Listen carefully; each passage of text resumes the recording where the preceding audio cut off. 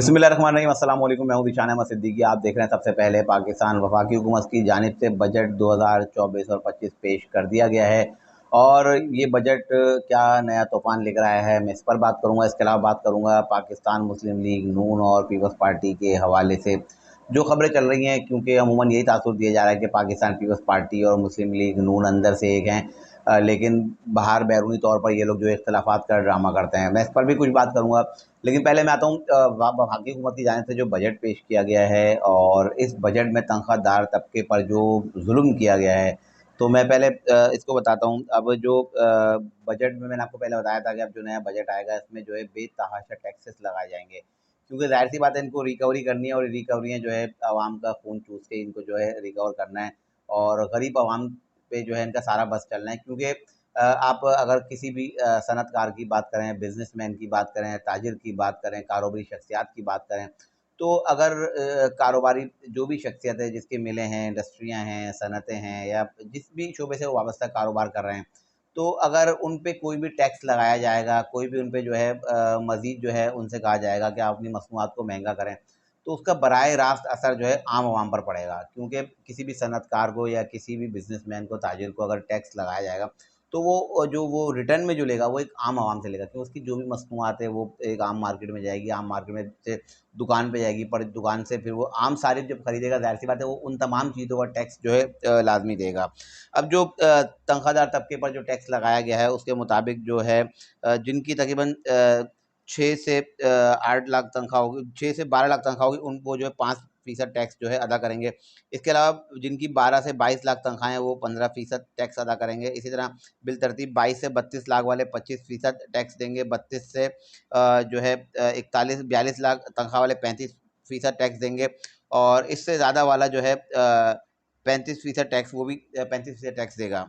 अब जो दीगर जो शोबों में जो हुकूमत पाकिस्तान की जानिब से जो टैक्स आयद की है, उसमें अगर हम बात करें जो एक हमारे पास सबसे अच्छा शोबा जो तरक्याती मंसूबों का है, या अगर हम बात करें बिल्डर्स हजरात जो हैं, जो प्रोजेक्ट्स बनाते हैं, सोसाइटियाँ बनाते हैं, बिल्डर्स हजरात, तो उनको तो समझे रियल इस्टेट के कारोबार को तो उन्होंने तबाह करके रख दिया है। क्योंकि इससे पहले जो टैक्स लगाया गया था इनकी जानिब से, फाइलर पर 3% था और नॉन फाइलर पर 6% था। अब इतना ज़्यादा टैक्स इन्होंने लगाया है, फाइलर पर 15% और नॉन फाइलर पर 45% टैक्स इन्होंने आयद कर दिया है।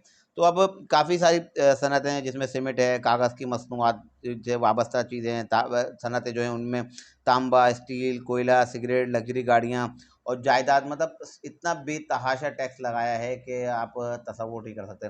बहरहाल तो मैंने पहले ही कहा था कि IMF की शराइत हैं और इस पर जो है इतने टैक्सेस तो आयद किए जाने थे। अब वफाकी हुकूमत की जानिब से तो क्योंकि वो हुकूमत है, वो तो ये कहेगी अवाम दोस्त बजट है, लेकिन मैं इसको समझता हूँ कि अवाम दुश्मन बजट है। क्योंकि तनख्वाहदार तबके पर टैक्स लगा दिया। भाई, आप टैक्स लगा रहे हो, आप तनख्वाह में भी पैसे काट रहे हो, आप सांस लेने पे भी पैसे काट रहे हो, आप हर चीज़ पे आप टैक्स टैक्स टैक्स। जब आप हर चीज़ पे टैक्स लगा रहे हो, फिर तनख्वाह पर भी टैक्स।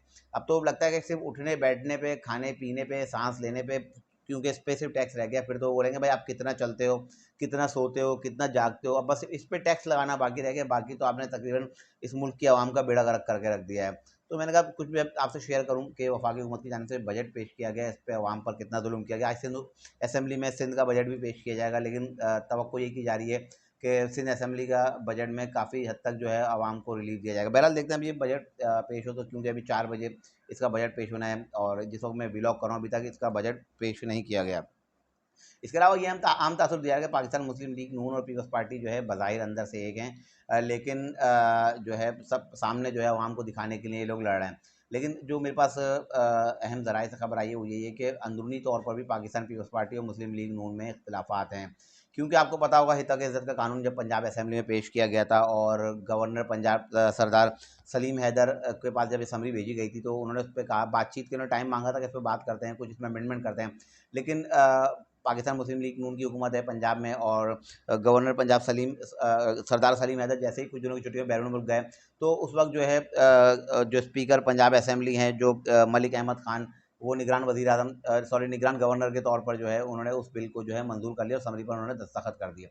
यहाँ से पाकिस्तान पीपल्स पार्टी और मुस्लिम लीग नून के जो इख्तिलाफ़ात शुरू हैं, क्योंकि आपको पता है गवर्नर पंजाब सरदार सलीम हैदर पाकिस्तान पीपल्स पार्टी के हैं और पाकिस्तान मुस्लिम लीग नून ने उनकी गैर मौजूदगी में स्पीकर पंजाब असेंबली के ज़रिए इस बिल को जो है इन्होंने पास करा लिया है। तक इज़्ज़त का जो बिल मैंने आपको बताया था, इसमें तफ़सील भी मैंने बताई थी अपने पिछले व्लॉग में।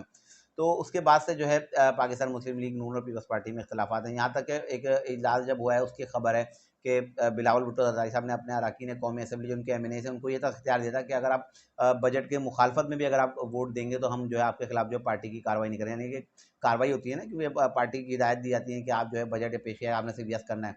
तो उन्होंने अपने अरकान कौमी असम्बली को ये भी कह दिया कि अगर बजट की वो मुखालफत करेगा तो उसके खिलाफ जो है पार्टी कोई कार्रवाई नहीं करेगी।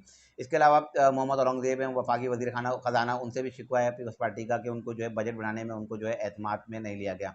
अब बहुत सारी चीज़ें हैं और ये बिल्कुल अब जो है मैं इंतहाई अहम ज़राए के ज़रिए खबर बता रहा हूँ कि पाकिस्तान मुस्लिम लीग नून और पीपल्स पार्टी में दरार तो पड़ चुकी है और अब इनमें इख्तिलाफ़ात हैं। दूसरी तरफ मैंने बताया था महमूद खान अचकज़ई साहब भी जो है अब मिलना चाहते हैं मुस्लिम लीग नून के कायद मियां नवाज शरीफ और जरदारी साहब से। अब जब ये मीटिंग हुई थी मैंने कल पूरी तफसील से बताया था कि महमूद खान अचकज़ई ने पाकिस्तान तहरीक इंसाफ के लोगों को कहा था कि हमें जो है सियासी कुव्वतों से बात करनी चाहिए, जबकि इमरान खान और इनके लोग चाहते थे कि हमें जो है सियासी कुव्वतों से बात करनी चाहिए। मतलब जो इन लोगों को लाते हैं हमें जो है वो कुव्वतें हैं जो लाने वाली जो हुकूमत लाने की कुव्वतें हैं उनसे हमें मुज़ाकरात करने चाहिए। और जो पीटीआई के लोग इमरान खान चाहते हैं कि हमें उन कुव्वतों से मुज़ाकरात करने चाहिए जो इस सिस्टम को लाते हैं, चलाते हैं, सारा कुछ करते हैं। लेकिन महमूद खान अचकज़ई ने कहा था कि हमें सियासी कुव्वतों से बात करनी चाहिए, जैसे मुस्लिम लीग नून है, पीपल्स पार्टी है, मौलाना फजल रहमान है, एमक्यूएम है, इन लोगों से बात करनी चाहिए। बहरहाल अब महमूद खान अचकज़ई अपने तौर पे कोशिश तो करेंगे, लेकिन पाकिस्तान तहरीक इंसाफ के लोग मुझे नहीं लगता कि वो महमूद खान अचकज़ई की बात पे जो है यस करेंगे। और महमूद खान अचकज़ई नवाज शरीफ से और जरदारी से मुलाकात कर भी लेते हैं तो मुझे नहीं लगता कि पाकिस्तान पीपल्स पार्टी इनके साथ जो है बैठेगी, क्योंकि पाकिस्तान तहरीक इंसाफ इनके साथ बैठेगी, क्योंकि पाकिस्तान तहरीक इंसाफ का यही मौक़िफ़ है कि हमें उन ताकतवर हलकों से बातचीत करनी चाहिए जो इक़्तिदार में लाते भी हैं और इक़्तिदार से निकालते भी हैं, और उनका यही मौक़िफ़ है कि हमें सियासी क़ुव्वतों से बात नहीं करनी चाहिए। बहरहाल महमूद खान अचकज़ई की भी खबर थी और जो आज की कुछ अहम खबरें थी मैंने आपके साथ शेयर की। इंशाअल्लाह मज़ीद खबरों और नए तजज़िये के साथ फिर हाज़िर होऊँगा, तब तक के लिए याद दीजिए अल्लाह हाफ़िज़।